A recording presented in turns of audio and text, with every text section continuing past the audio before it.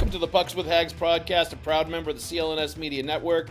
Make sure to hit subscribe to the Bruins Rinkside YouTube channel and turn on notifications for when a new video drops on the channel. This episode is also brought to you by PrizePicks. You and I make decisions every day, but on PrizePicks, being right can get you paid. Don't miss any of the excitement this season on PrizePicks, where it is good to be right. Welcome into this episode of the Pucks with Haggs podcast. Thank you, as always, for listening, interacting, commenting, everything that you guys do out there to keep us going. We appreciate it. That is the 235th episode of the Pucks with Haggs podcast. I have with me today the Boston Globe's Kevin Paul Dupont, Hall of Fame hockey writer Kevin Paul Dupont. Let's make sure we mention that. And our longtime friend and colleague, Mick Colageo. Mick, please tell everybody where they can find your work. Harry Sinden loves that when Kevin's called the Hall of Fame hockey writer.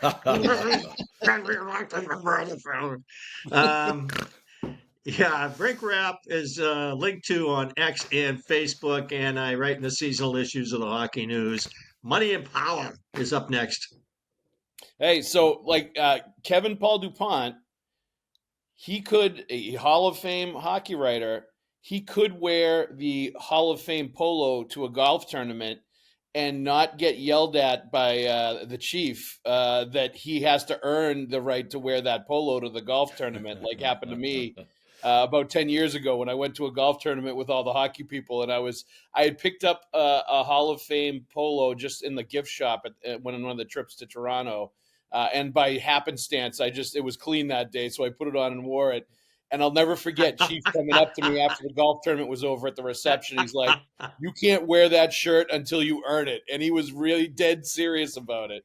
And Wow. It was, yeah. Wow. But I loved it because it's like it gave me a window into his mentality and exactly how he approached players too. If they he thought they were getting a little too big for their britches or doing something that wasn't appropriate, and he kind of set them straight. And he was right to a degree. In a situation that, he probably shouldn't wear it. Maybe Kevin can help us corroborate this, but the legend has it that Joe Haggerty asked the chief for permission to wear his retired number 9 that he had worn, that Juneau had worn at RPI. After which the chief said, "Go score 500 goals, then come back and ask me." And that was before he was told to go practice his yodeling. Yeah.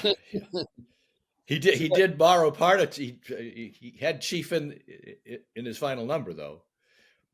Not that's exclusively, right? That's correct. That's correct. Yes, but we love Chief. Hope he's doing well. Hope he listens to the podcast sometimes. But he's probably Chief's in amazing shape for a guy who's 90. He is, and he still comes to the at the end of the season to give out his award. He's there every single year, and he's always in great spirits and sharp as a tack, and it's always good to see him. So I hope the Chief is doing well. All right, 5-2, guys. Win for the Boston Bruins last night over the New York Islanders. Obviously, a really good response coming off that dreadful loss on the road to Ottawa that looked way too similar to too many games that we saw last season.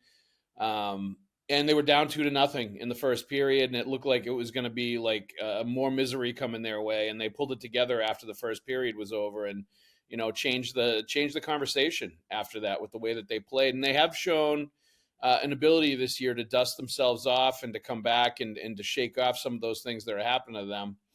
And it was impressive to see that last night and to see them put it together and win that game and separate themselves from what had happened the night before. And I guess for me, and we'll get to some other stuff like Hampus Lindholm coming back and everything else, but for me, how much of what we're seeing, some of the inconsistency in the effort or some of the a stink bomb like the other night in Ottawa, how much do we attribute that to 13 games in 22 days in October?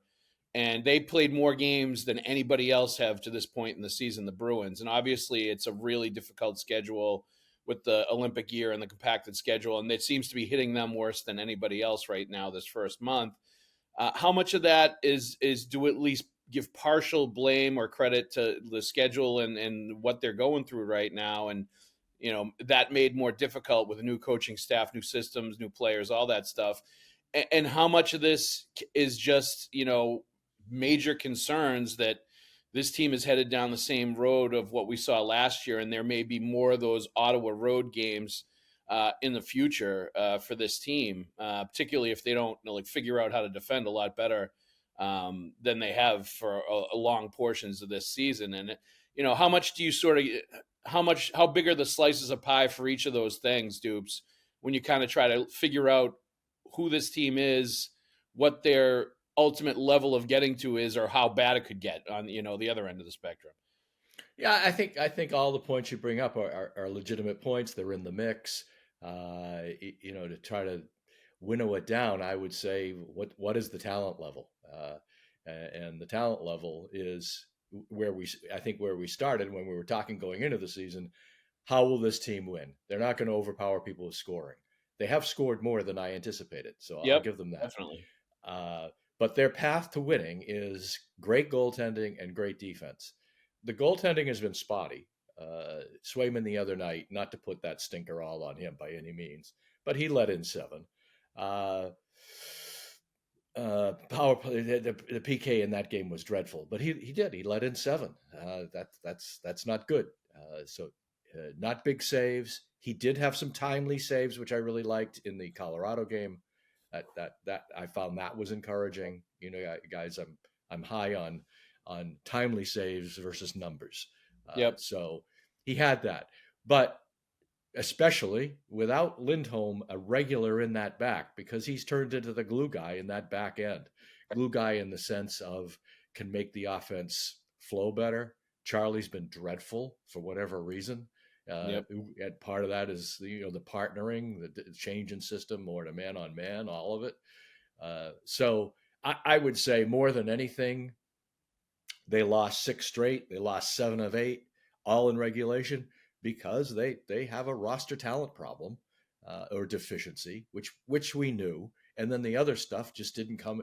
The underpinnings of a challenged roster are goaltending, defense, and those were spotty at best. So I'm not encouraged at the moment. I was more encouraged going into the season. I think a lot of people, when they were 3-0, were feeling, this is going to be a little more interesting than we thought. But right now, I'd say they are where they are. The only thing I would not dispute what you're saying. It didn't remind me of last year, the game in Ottawa. It reminded me of the Dave Lewis era. The one season with Dave Lewis. It was that bad. It was disconnected. It was shoddy. There was no form to it. Yeah. The power plays, they were scoring within 8 to 10 seconds. That to me was Louis kind of bad. Yeah, I mean, I thought last year was bad too. Like I thought last year was Louis bad. It was for long stretches. So like it's maybe different boxes in the same sort of general category. But I mean, when you say Louis bad, I assume you're referencing sort of the coaching aspect of it. Yes. More than anything else. And just how they're responding or not responding, that they look brain dead out there. Yeah. And yes, it was that way for a number of those games under Monty in the first. I think he coached the first 20 games. Yep. But this was just like, look at the talent on this roster. Look how they're playing. And against Ottawa, not a great team, right? Right. Although they've got on that Ottawa team. Brady Tkachuk wasn't even in the lineup. They've got, and even without Brady, they've got some interesting parts. They do. But that's a highly winnable game after you've come off an emotional win over Colorado, after you've finally kicked a 6th game, and it was just, what is this? Yep. No, that game in Ottawa was the first time real warning bells went off. Like there might be some problems here. Where to your point, Dupes, this might be less than what I thought they were capable of being this year. And I do think I think you can at least partially explain it by I think there may be a game or two, and that might have been the one when you're playing 13 games in 22 days, there's going to be a game like that along the way, maybe where it just is a horrendous product on the ice. Nobody has legs, nobody has brains, nobody has any kind of fight whatsoever. And it was pretty much across the board. That game was just dreadful to watch. But it did in some ways remind me of last year, where it when things started to go bad in the third period, it just spun away from them and they basically gave up. And then that's the sense, I guess, where it reminded me of last year, where there was just like just quit. You know what I mean? It felt to me like the team kind of quit in the third period and just stopped playing because they just felt like it wasn't going to be their night, and they'd hit some adversity and they did not have the energy levels to fight back. So, Mick, at this point, but saying everything we've said, guys, they're 1 point out of a playoff spot, like this early in the season. You know what I mean? They're in last place in the Atlantic, but there's but 5 points that separates everybody, and everybody's got basically 10, 11 points right now in that division, aside from a couple teams. So it's not like they've dug themselves this huge hole based on winning the first 3 games and finding a couple of games to pull themselves out of it. Mick, what do you make of what we've seen to this point over the first 12 games of the season?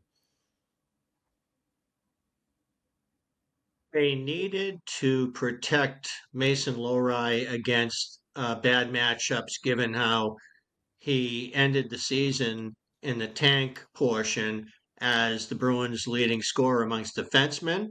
He scored so much that he finished as their top scoring defenseman. Yep. That helped that McAvoy was done for the season, that Hampus had no season. And then he was also the NHL's worst plus minus.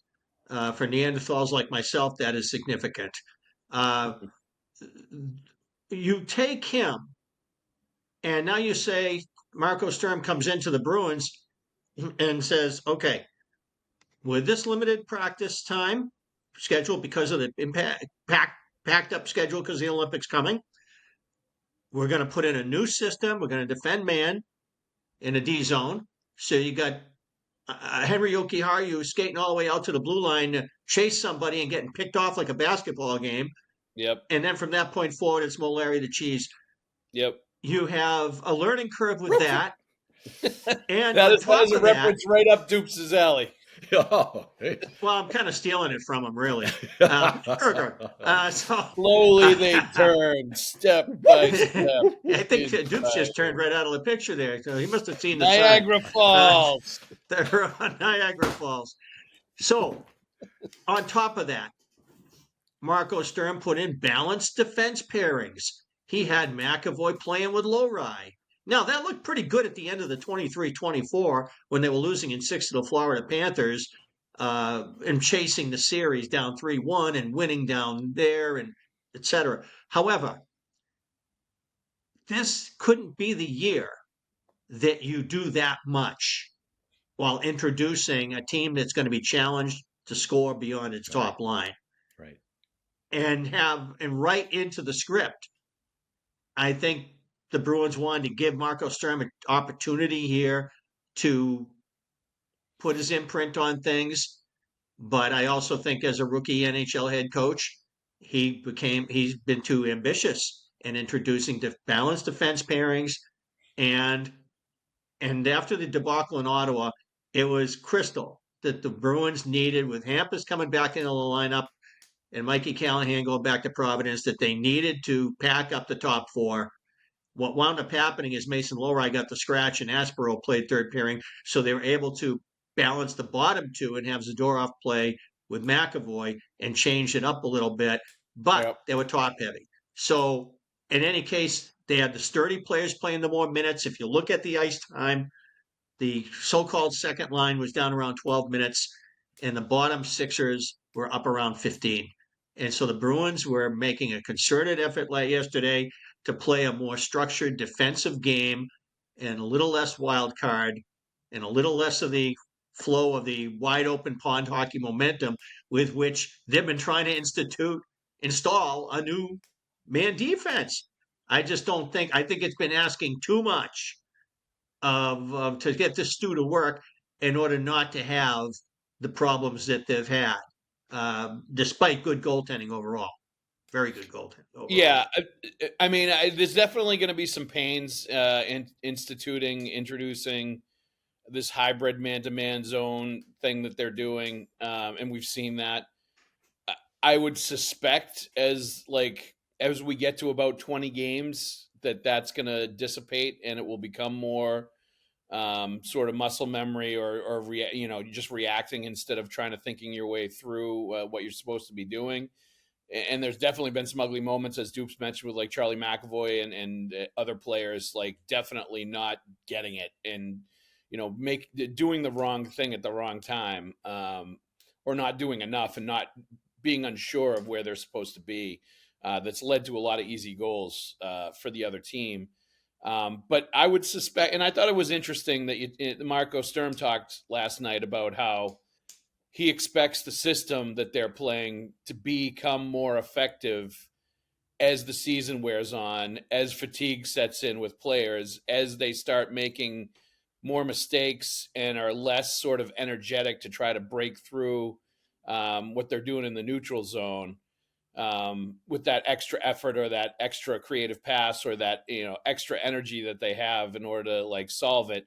Once you get into the heart of the regular season, they're going to make a lot more mistakes and the patience is going to be gone, or much lessened, and they'll be turning more pucks over. I think that it makes sense that they think that that's going to happen. So we'll see how all that goes. But like at a certain point also, though, like, do we have to, at a certain point, stop saying that this team is offensively challenged when they're like top 10 in the NHL in scoring, and they have been basically all year? And how much, it is that a trade-off for how bad they've been defensively? Is that the reason that they're top 10 and 11? But is it the power play is back online and is scoring with regularity and to a point where they're going to be scoring more than we thought they were going to be, and they're going to be at least sufficient offensively, if not even, staying around the top 10 and being a team that will score 3, 4, 5 goals a game on most nights. I just think some of the stuff with this team that we assumed going into the year and just thought we were going to see has been complete opposite and different from what we're actually seeing.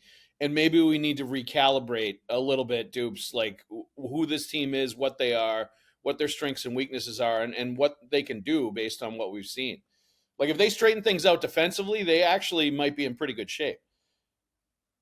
Oh, no, they would be if they would keep scoring at the current rate. But again, I don't understand trying to force it in. It's like, them going to this man on man's like dropping me into Cirque du Soleil. Good luck. So and that, I wonder about how many teams you see man on man so infrequently throughout the league. Most of these, especially on the American side, they grow up learning not man on man. They grow up.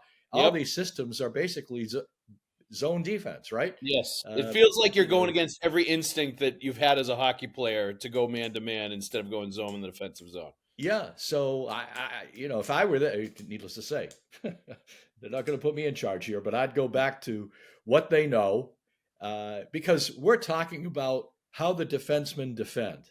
We haven't even touched on what they do with the puck in their own end. They've handled it like a curling stone back there.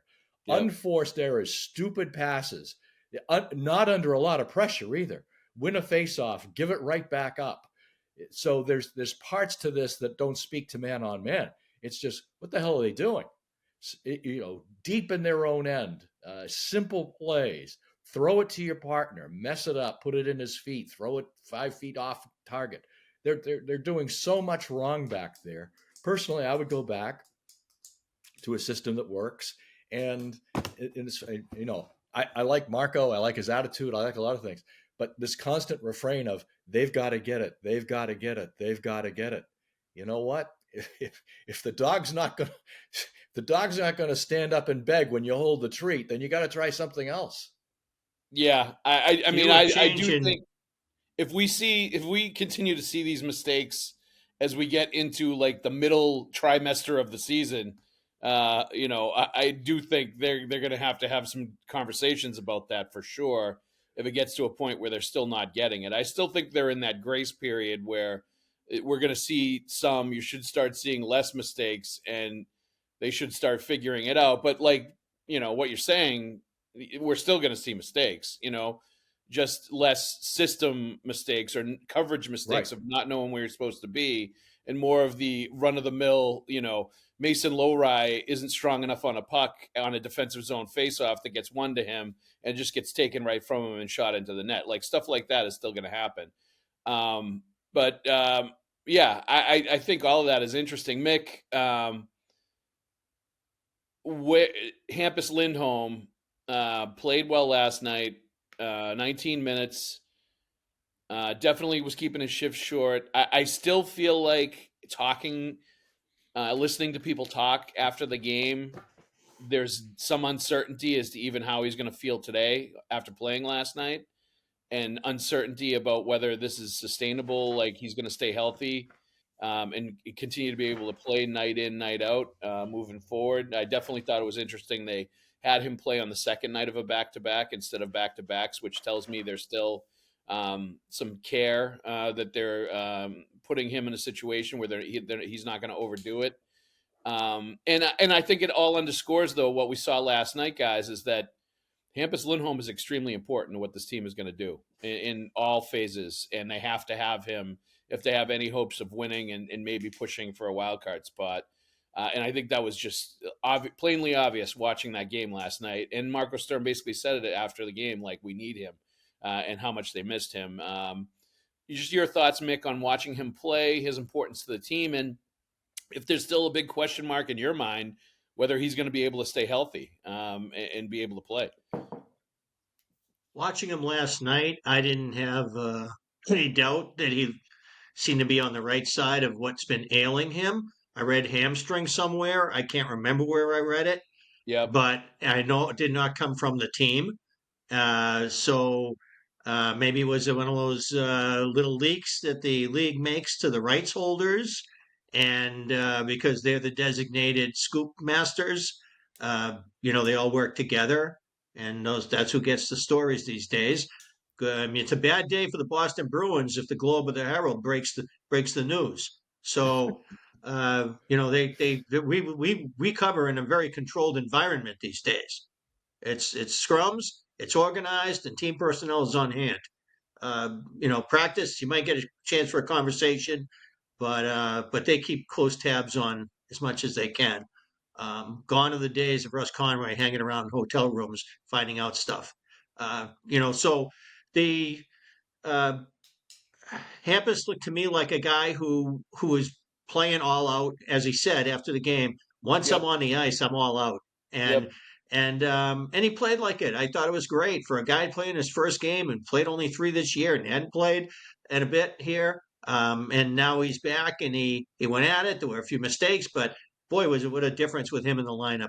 What a difference! What a calming influence! What a ease of transition! Suddenly coming out of your own end off that side of the rink. Doesn't require a great individual effort, be it from Zadorov or Lowry. It's a Hampus Lindholm is a great mover of the puck, and one of those great needles that Don Sweeney found in the haystack of NHL potential that was hiding on another organization and underutilized. Much like Morgan Geekie, Pavel Zacha, this is one of those guys. So big difference to the Bruins to have him. I fully expect he's going to step right in Thursday and play again. But I imagine there's going to be a lot of TLC in between these games where it concerns him.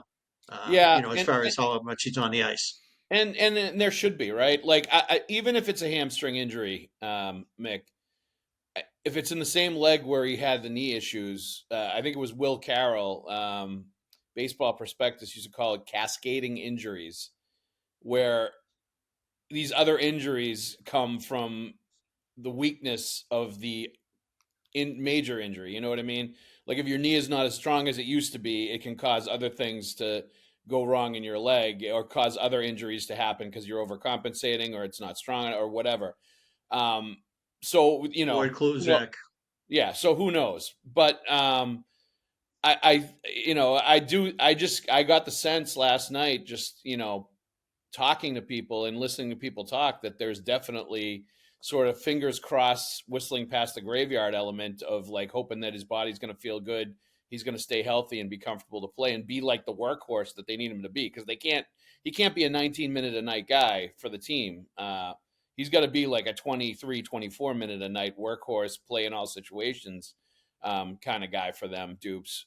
Your confidence level maybe at this point that he can be that guy that they need him to be based on his return.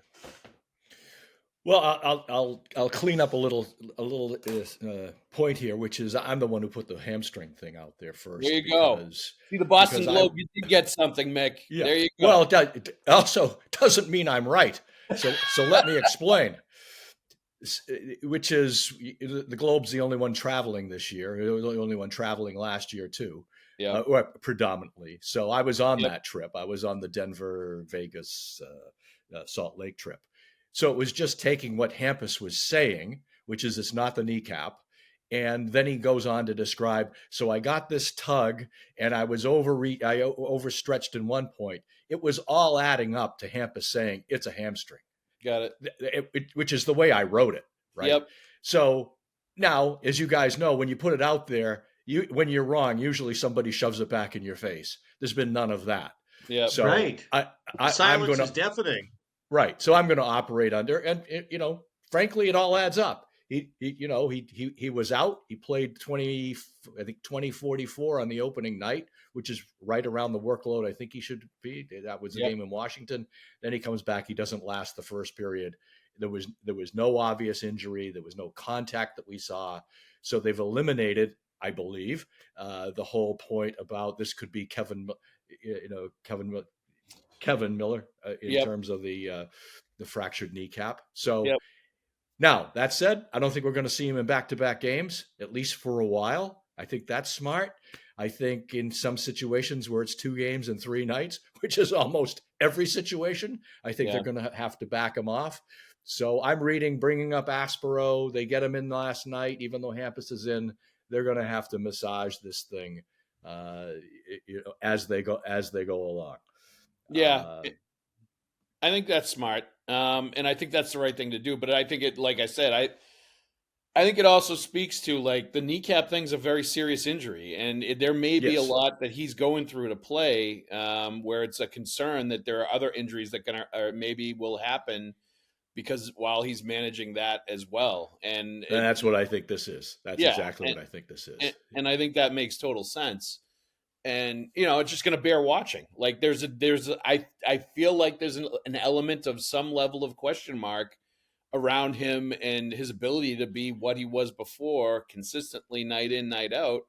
And we're going to have to see and how that plays out. But I think the tough part for the Bruins is, how valuable he is to this team and how they don't function the same way or nearly as well or efficiently in all zones when he's not there and when he's missing. And it forces guys into uncomfortable positions, slotting up into different places in the lineup as far as defensemen go. So definitely going to be a situation to keep watching. Let's take a break real quick and talk about another situation worth watching, which is PrizePicks, our friends over there.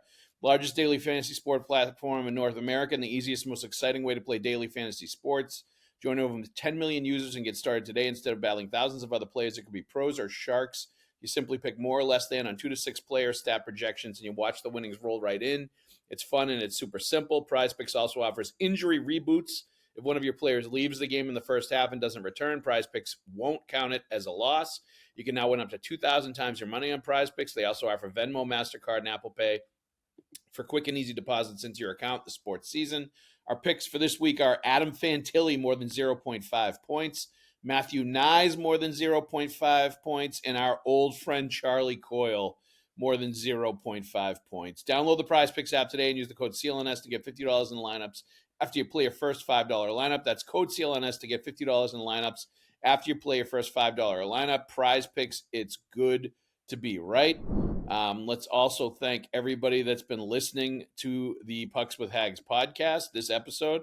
And we ask that you subscribe to the podcast, like and leave a review. And for those watching the show on CLNS and enjoying all this hockey talk, go ahead and hit that like button and subscribe to the Bruins Rinkside YouTube channel, where you can find our show and a lot of other great Bruins content with fellow Bruins talkers like Conor Ryan and Evan Marinofski. There's also the CLNS Media Network and Celtics All Access on CLNS, the NBA History Channel, Patriots Press Pass, and the Bruins Rinkside YouTube channels as well. Please make sure to turn on your notifications so you know the very instant a new Pucks with Haggs video is dropping on the interwebs, and you can see dupes, and we'll make it go viral because we know anything dupes is involved with is going to go viral on YouTube, right, Dupes? Well, I'm just hanging in for my TikTok moment. So. Well, hey, I remember picking up doing my the phone and TikToks for looking the on. kids. That's what Dupes is doing the TikTok for the kids. We appreciate Well, that. when Dupes arrived in Vegas, he tweeted an early morning photo of the sphere winking at him, like the sun. Oh yes, and then he says, and his tweet was a feeling you're being watched. yeah, always being watched. It was fabulous. And this reminds me of when Mark Savard had his first interview scrum in the old locker room after a long time out, and Kevin was the old curmudgeon who brought Mark Savard to the point of admitting that he was dealing with depression in the wake of his concussion. And this was something that only Dupes would have come around with. And while he's widely ignored these days as being from a bygone era, here's another example of a great reporter making an impactful report. And so I don't hesitate to call Kevin my mentor when I talk with other people doing interviews and his name comes up. Absolutely.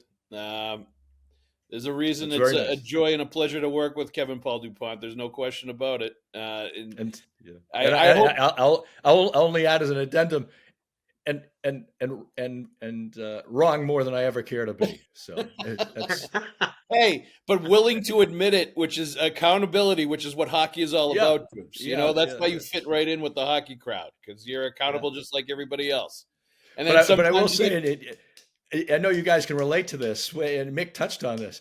When they winnow access down to the point they have, and they're not alone. Let's face it. Look at the Patriots and look at all these other teams. That's why professional sports. Yeah, that they need us less and less, so they exile us more and more, and that's what you get. You get a lot of speculation. The hamstring injury. I think I'm right. Maybe I'm not. Who knows? You just wouldn't they at least whisper to you if you got it wrong? Yeah. Oh, yeah. Yeah. Typically, that is the case. Sure, but that's what you hope the consumer, and then typically they don't, because when you get it, as you guys know too, you get it wrong or you just made a typo. They can't wait to drive it down your throat. It's a feeding frenzy on social media. Yeah, they just go after you on Twitter. No question. And then you're proven right, and it's total silence and crickets. Right? Yes, you betcha. There'll be 1 in 1,000 who will reach back and say, "Gee, I'm sorry, I was such a jerk." Well, okay. I got some great followers on X who are wonderful that way, and then I got some antagonists who are hilarious. Yeah. And then you ask at the Bruins end of season tribunal, Dupes. You ask the questions about the draft record, and you get called into the principal's office with Cam after it's over. And again, that's part of it. That the draft record really is indefensible. But no, it isn't. It isn't. Yeah. I'm wondering, guys, speaking of those pressures, do you think the 12,000, the wait list for 12,000 season tickets paid, as Charlie mentioned, is still 12,000 after the start? Yeah. I don't know. I will say it feels like to me there are a lot less people in line at the concession stands at the beginning of this season than I've noticed in years past. They're definitely they're at a delicate point, I think, where they've got to figure it out and put a product out there that people are spending a lot of money on these tickets, and they've got to put something out there that they're getting a return on their investment when they're spending that Absolutely. much money. Well, it's been a long time since the Bruins' primary source for tickets, which is Ticketmaster, is being undersold by the secondary market, the organized scalping companies. They are underselling the horse's mouth, and if that's happening, then it's not a good year, and that's where they're at. And let's not. They want this to be like 2708. They don't want it to be like 0607, the Louis year. They want it to be like the first Claude year. And that's why if I was in a situation where I was coming back with so many new players and I didn't get everybody I wanted, I know I'm not going to score that many goals, but I really need to have a good defensive start, I would have been more inclined to go from the ambitious man-to-man to what Claude invented. He literally invented this for the new NHL, and it was, he's told all the time by coaches around the league, we stole your system, we put this in, we put that in. How did you do this? And his theory, and like we spoke recently, is if you defend, you're going to play more with the puck. So right now, the Bruins are kind of more like that upside down bicycle where you're trying to make it go as fast as you can, but there's a lot of issues, and you're not, and it doesn't have a foundational assurance. It's trying to like make it all work at once. When it all finally started working, it's going to be beautiful, but it's hard to get it from A to Z if you're not really sure about B, C, and D. And right now, that's where the Bruins are at. Yep. No, I think that's absolutely right, Mick. I've never heard anybody say anything about an upside down bicycle before, so I appreciate that We've all done metaphor. Or I've never heard that one before, so that's a new one. I always like hearing new stuff. That's a good one.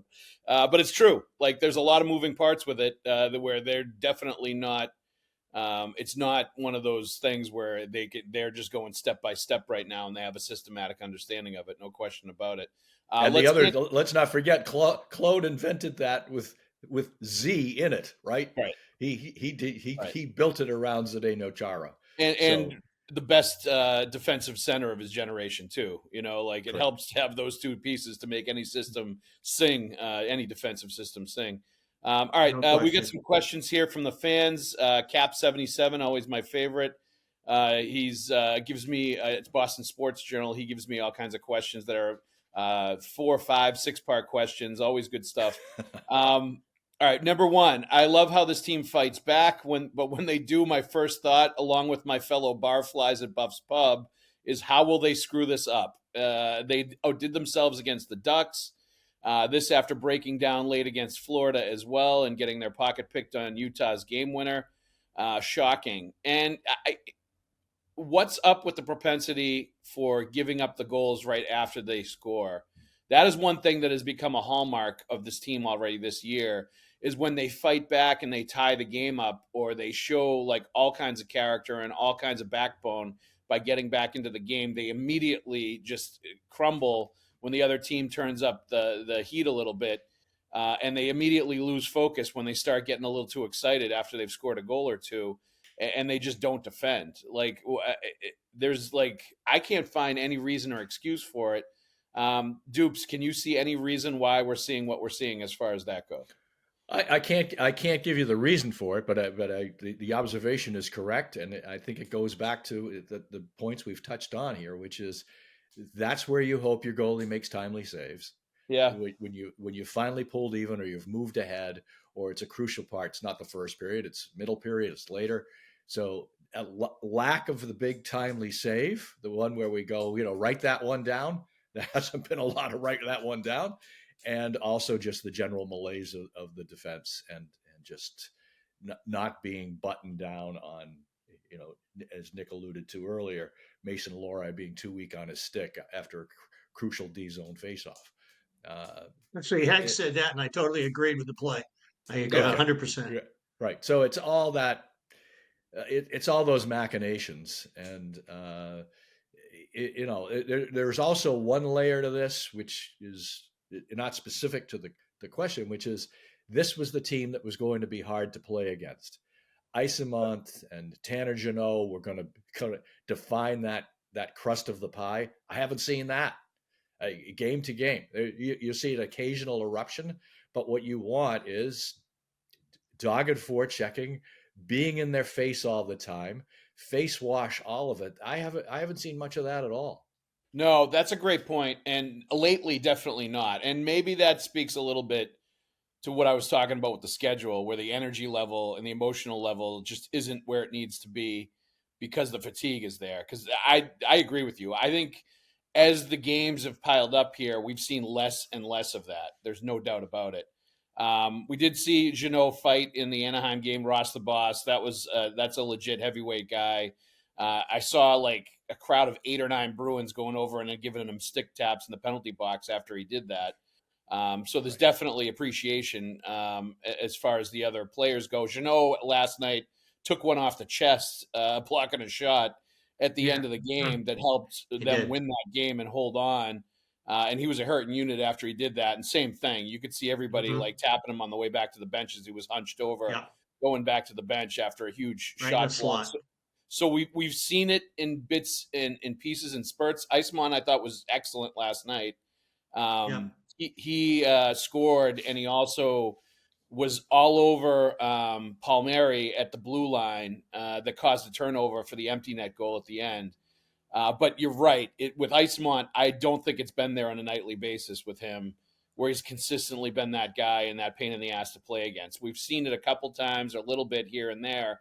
But for me, watching him, it seems to me like right now he's more preoccupied with trying to show everybody that he's got skill instead of playing like hard in your face, like consistently the way they, I think, expect him to play. And I think that's been an interesting one to watch, because I'm not sure he's playing exactly like the Bruins want him to play or expected him to play consistently.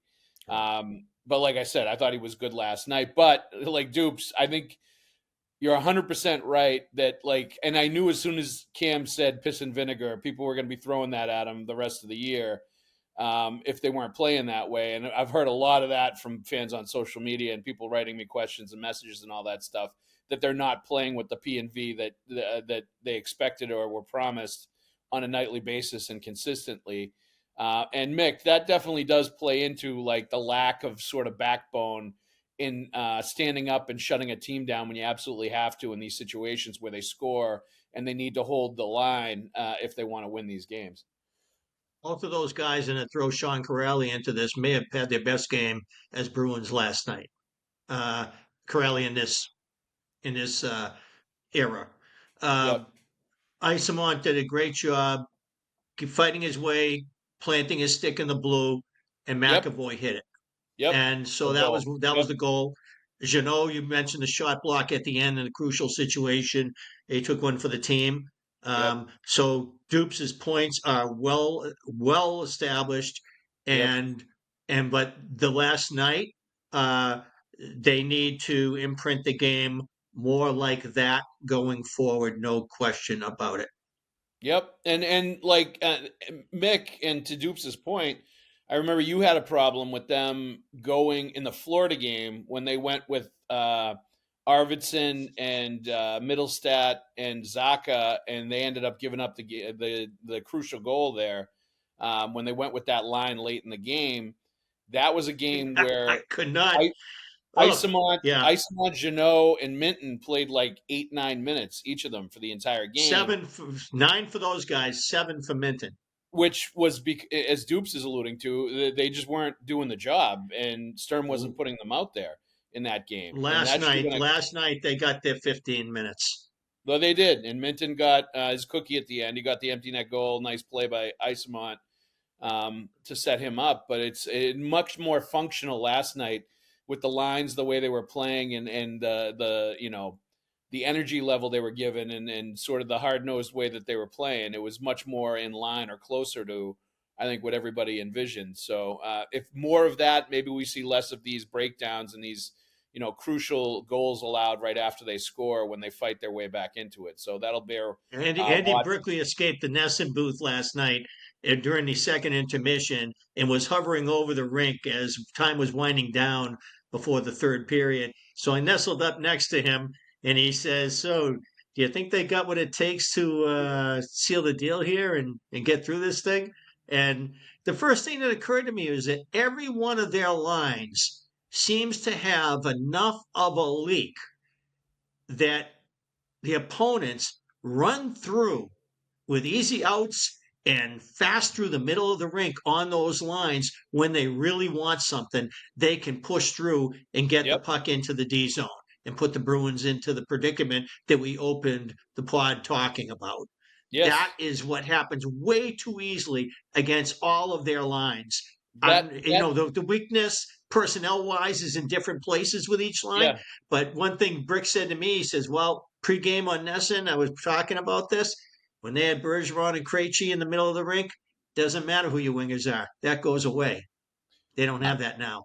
And That's that's an absolutely right. indictment on Elias Lindholm, even Yes. though he didn't say his name, but Elias Lindholm was supposed to be one of these linchpin, 3-zone, 200-foot, hard to play against, strong on your stick guys who is positionally consistent and he has been kind of a shadow, kind of here and there, and makes a great play, and then you don't see him, and then the back check in Ottawa was horrible. Yep. So here's a guy who had a better end of the season than he had at the beginning last year. He needs to recover that mojo because it's in and out right now. Yeah, it wasn't even just the back check too. That whole shift was horrible defensively from him. His neutral zone, what he did in the neutral zone was he just left the middle of the ice and left it wide open for somebody to come skate right down.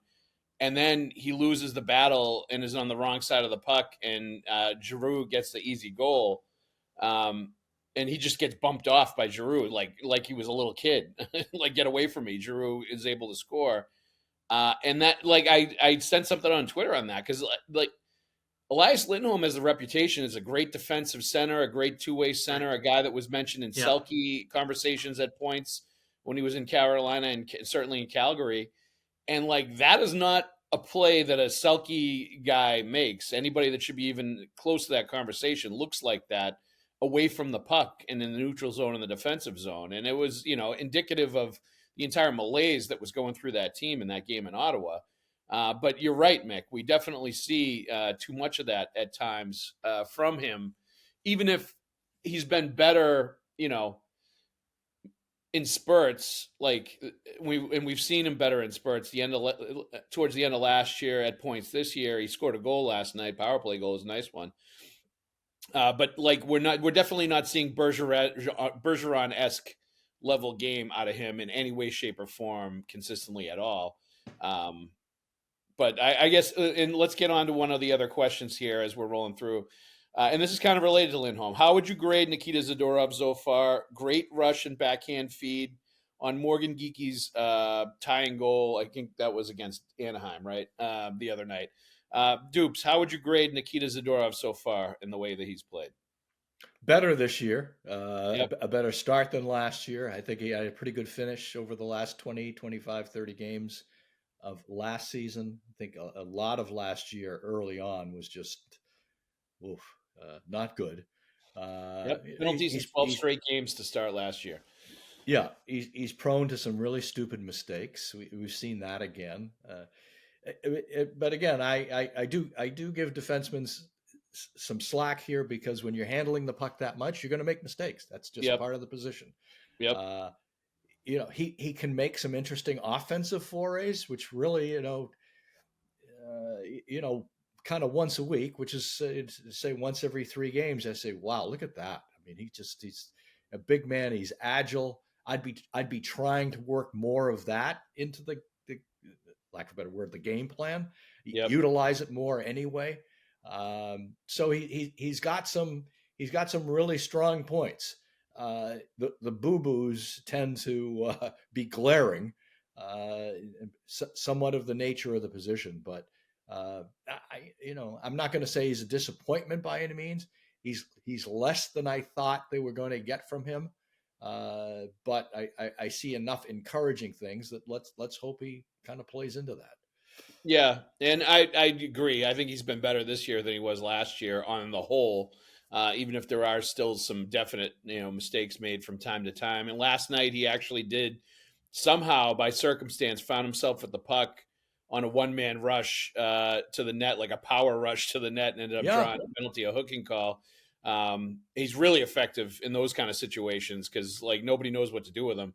As long as he doesn't smoke the goalie and just like rush straight towards the net and just, because he has a hard time stopping too when the big train gets moving. But like, he's made some big plays. I think his leadership has been better this year too. I think he's feeling a little more comfortable.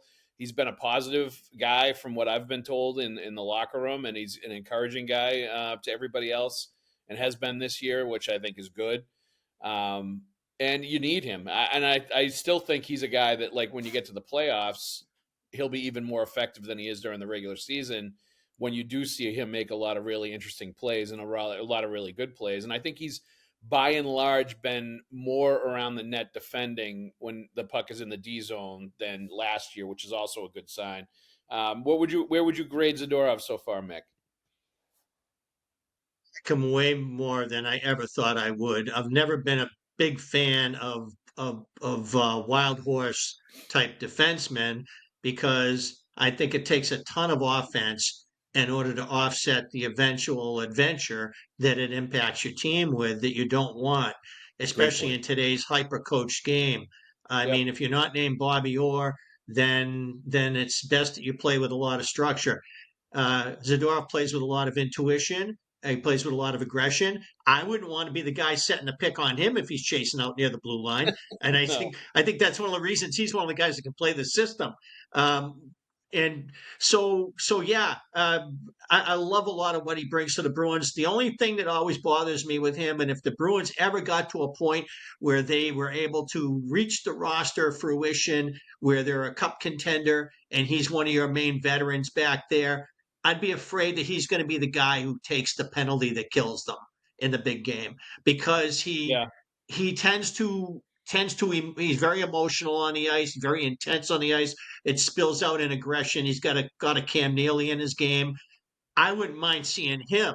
We talk about people talk mused about Lowry going up to wing in order to get his defensive deficiencies out of those critical areas. And I would, if they were loaded on the left, I was in a playoff series, I'd consider putting Zadorov on the wing and seeing what he could do for me as a power forward. Not that I don't think he's been a good defenseman. He really reminds me of Al Iafrate. He's one of those guys who can make Yeah. the game look small, but he's also one of those guys who's volatile, sometimes in a negative way with a penalty or a bad decision. So at the end of the day, I don't know what the verdict will be, but he sure is a wonderful guy, leader, player for them right now. I think it's a winner right now to have him in here. He's really helping out. Yeah, I agree. Okay, last question here from Cap 77. So, most surprising and most disappointing teams around the league so far this year, Mick, aside from the Bruins. Pittsburgh, no, I mean, who thought Pittsburgh was going to run out to the record they have right now? Not that Yep. several teams haven't. Yep. Um, and for me, I'm really disappointed in how the Bruins have started. I really didn't anticipate that they were going to throw this many ingredients into the stew this early and expect them to try to achieve results, and everybody's downplaying it inside the room or in the pressers. And of course they're going to. Nobody's going to say, "Oh yeah, we really shouldn't be playing this," and nobody's going to say that. So Yep. that's a question I don't bother with. I already know what the answer is. Oh no, it's not the problem. It's us. Everybody wants to say the accountable thing. Nobody's going to kick against that. I mean, the days of Jeff Norton telling me back in 2002 during the playoffs against Montreal, we're not playing the lock right. We played it in San Jose. We already had that third guy was down there already. He was already on him. You got to be on him. You can't just be in the area. We're not doing it right. He wasn't in the lineup. He was probably not happy about it, but he was very honest with me about how the Bruins were putting in the middle of a playoff series to cope with what was going wrong with the Montreal's transition. They were too fast for them, but nobody talks like that now. Now everybody wants to say the right thing. Good. That keeps the team together. That's what the most important thing is. I'm collateral damage for that. Fine, I can deal with it. But I don't. But I don't. I'm not happy with the way they've tried to do too much because I feel like it's.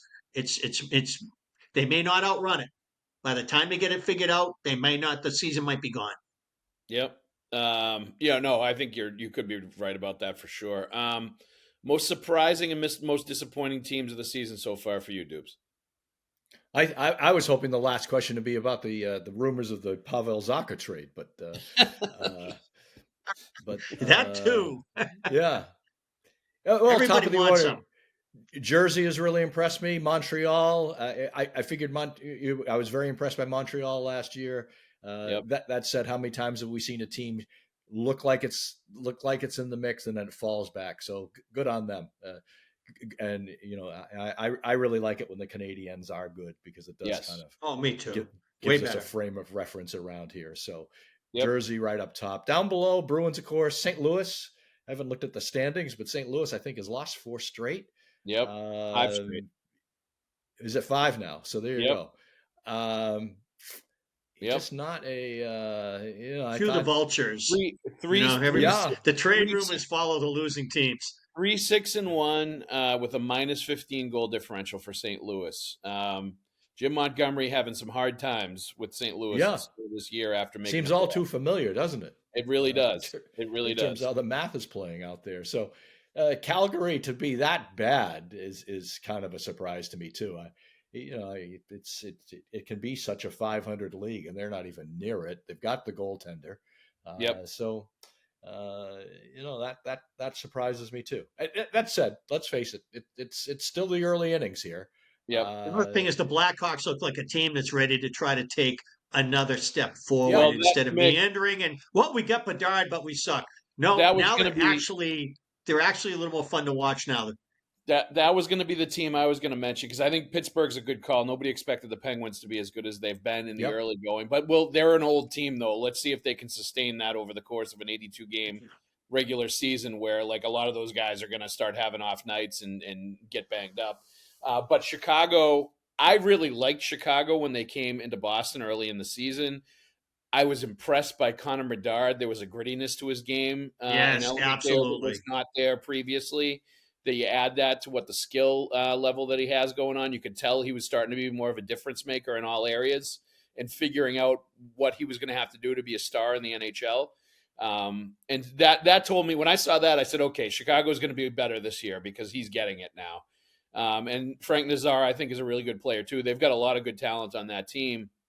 And it's bared out in their record and the goal differential and where they are in the middle of that division right now. So Chicago is definitely a team I would put in that mix. And Ryan Donato, too. Shout out to him, playing really, really well.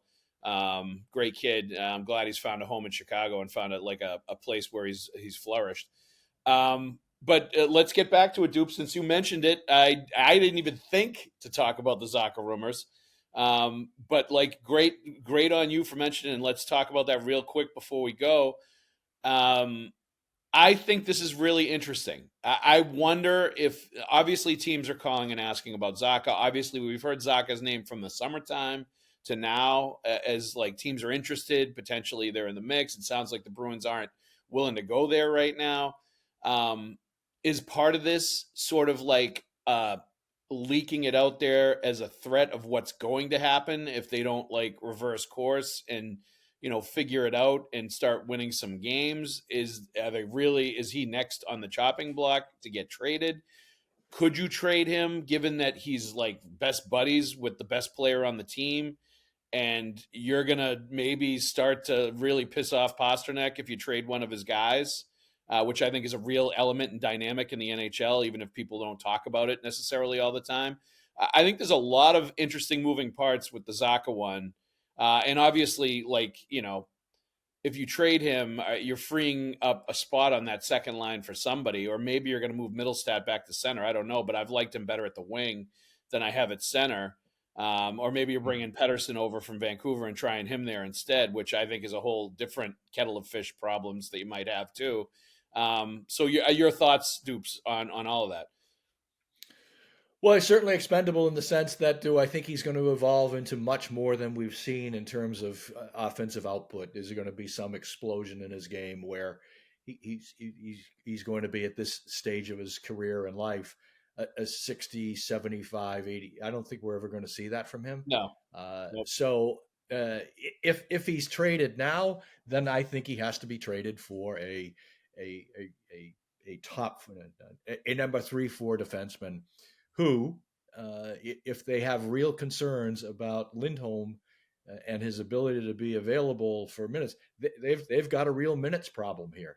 Yep. So you've got to give to get. He's a commodity. He's got one more. This is Zacha. He's got one more year on the deal. Yep. He is tradable.